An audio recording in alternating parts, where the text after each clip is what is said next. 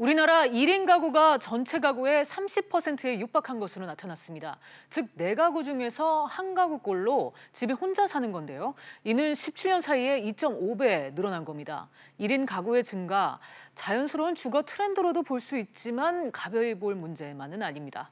최진봉 성공회대 교수 모시고 얘기 나눠보도록 하겠습니다. 교수님 어서 오세요. 네, 안녕하세요. 네, 1인 가구 이제 혼자 사는 분들이 전체 가구의 이제 4분의 1을 차지한다는 건데 실제 주변을 둘러봐도 이제 흔한 주거 형태가 된 것 같아요. 이 전반적인 상황 어떻게 보세요? 그러니까 지금 말씀하신 것처럼 통계도 나와 있지만 우리 주변에도 혼자 사시는 분들 참 많아요. 그 결혼을 늦게 하시는 분도 많고 또 본인의 혼자 사는 것에 즐거워서 하시는 분도 있고 또 하나의 증가 원인 중에 하나는 뭐냐면 이혼율의 증가입니다. 이혼율이 지금 계속적으로 상승하고 있는 상황이거든요. 그리고 이제 젊은 세대에서 보통 이제 중년층이나 아니면 신혼 초에 이혼하는 분도 많지만 황혼 이혼하신 분도 많아요. 그러다 보니까 연세가 많으신 분들 중에도 1인 가구로 사시는 분들이 많아서 이런 여러 가지 사회적 여건과 조건들이 결국 1인 가구의 증가의 원인이 되지 않았나 이렇게 분석할 수 있을 것 같습니다. 네, 추이를 이제 좀 봤더니 1인 가구가 지속해서 이제 증가하고 있고요. 17년 사이에 2.5배나 이제 늘었다고 하는데 이런 상황이라면은 1인 가구 비중이 이제 앞으로도 더 확대될 것이다 이렇게 볼 수 있을까요? 그렇죠. 그럴 가능성이 있다고 봅니다. 지금 추이를 보면요. 2000년도에 15.5% 정도였거든요. 그런데 점점점 늘어나서 지금 작년 2017년 같은 경우에 28.6%입니다. 거의 30% 말씀하셨는데 추이 자체가 계속 증가하는 추이를 보이고 있기 때문에 저 추이가 꺾기가 힘들다고 보여져요. 다만 저걸 꺾으려면 사실은 사회 경제적 여건이 좀 회복이 돼야 됩니다. 1인 가구가 될 수밖에 없는 구조, 이런 구조들을 끊지 않는 이상은 계속 문제가 발생할 수밖에 없기 때문에 그런 부분들을 끊을 수 있는 어떤 사회 경제적인 변화, 정부의 정책 이런 부분들이 필요한 시기라고 보여집니다. 네. 흔히 이제 1인 가구라고 하면 청년층도 있고 고령층의 수도 이제 꽤 많은 부분을 차지하는 걸로 알고 있는데요. 1인 가구에 대해서는 이 구체적인 구성은 어떻게 되어 있습니까? 대체적으로 보면 뭐 구성 자체는 청년층이 많이 있고요. 근데 아까도 말씀드렸듯이 이 나이가 많으신 분들 중에 1인 가구들이 많아요. 대체적으로 20대 같은 17.1% 정도 되는데 놀라운 게 70대 이상 되시는 분들 중에 18%가 1인 가구예요. 그러니까 우리가 볼 때는 나 연세가 많으신데 왜 1인 가구일까라는 의문이 드는 부분이 있는데 20대, 30대 보면 별 차이가 없거든요. 그 이유는 아까 제가 말씀드렸지만 사별하시는 경우도 있지만 사별보다 더 많은 증가 이유는 뭐냐면 황혼 이혼이에요. 그러니까 연세가 많으시면 예전에는요. 나이가 많으시면 사실 좀 참고 사시는 경향이 많았지 않습니까? 근데 요즘은 이제 분위기가 바뀌어서 오랫동안 살고 아이들, 그러니까 자녀들이 다 출가하고 나면 이제 더 이상 못 살겠다 해서 황혼 이혼하신 분들이 많아지면서 결국 연령대가 높으신 70대 이상에도 18% 이상이 지금 혼자 사는 가구로 돼 있어서 이제 문제는 뭐냐면 지금 요즘은 이제 국민연금이나 연금이 어느 정도 자리를 잡고 있지만 지금 70대 계신 분들은 연금이 제대로 안 되는 부분도 많거든요. 그래서 이분들의 빈곤이나 생활을 문제를 해결해 줄 수 있는 정책이 필요한 시기다 이렇게 볼 수 있을 것 같습니다.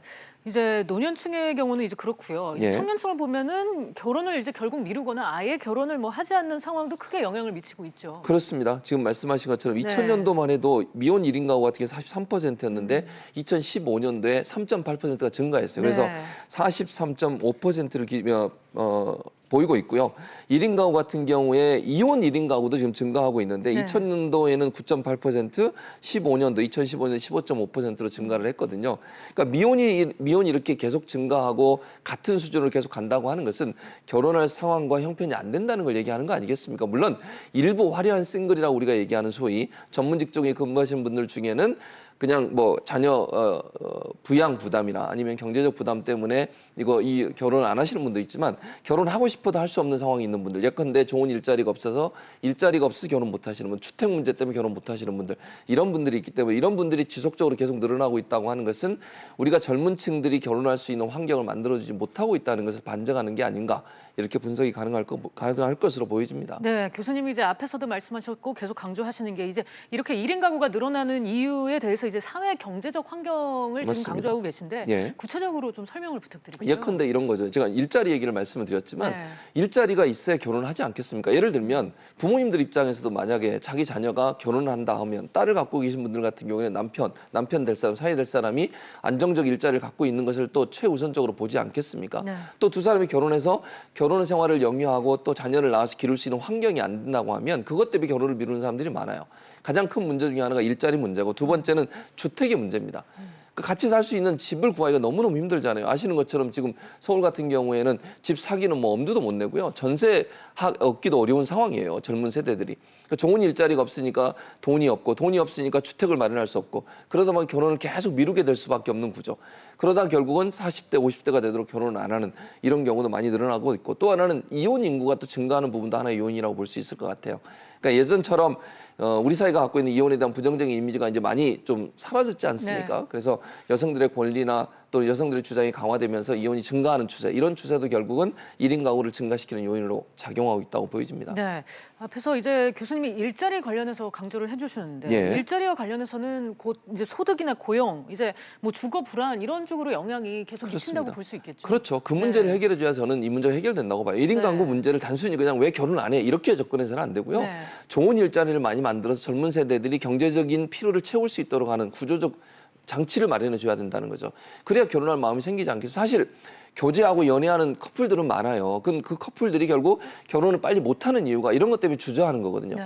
또 아이를 낳아서 키울 때에 경제적 부담이 너무 크잖아요. 아이 양육 비용이. 그 비용 때문에 결혼을 미루는 분도 많기 때문에 이걸 국가가 일정 부분 책임져주는 또는 국가가 일정 부분 보존해주는 그런 형태로 가지 않는 이상은 1인 가구를 줄일 수 있는 방안이 좀 묘연하지 않나 이런 생각이 듭니다. 네, 이 1인 가구의 증가, 곧 미래 시대의 가난과도 연결된다 이런 말도 나오는데요. 여기에 이제 청년 취업, 결혼 기피, 뭐 출산 저하, 뭐 고령화까지 뭐 다양한 의미가 숨어 있는 것 같습니다. 그렇습니다.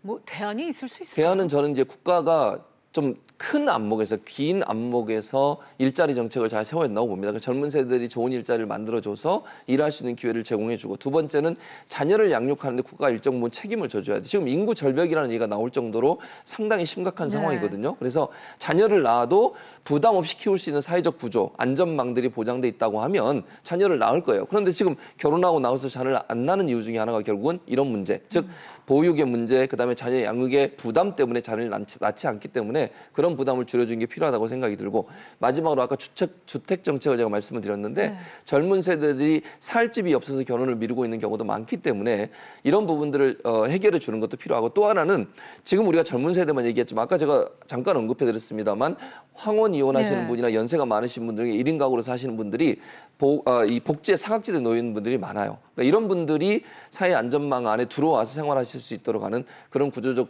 개혁도 필요한 상황이다 이렇게 볼 수 있을 것 같습니다. 뭐 요즘 혼밥, 뭐 혼술 이런 얘기들 많이 하는데 언뜻 뭐 혼자서 즐기는 뭐 트렌드 정도다 이렇게 이해를 할 게 아니라 뭐 자세히 뜯어보면 이렇게 어두운 면이 있습니다. 정부가 사회 경제적인 해법을 하루빨리 좀 내놓아야 될 것 같습니다. 교수님 오늘 말씀 여기까지 듣겠습니다. 네, 감사합니다. 감사합니다.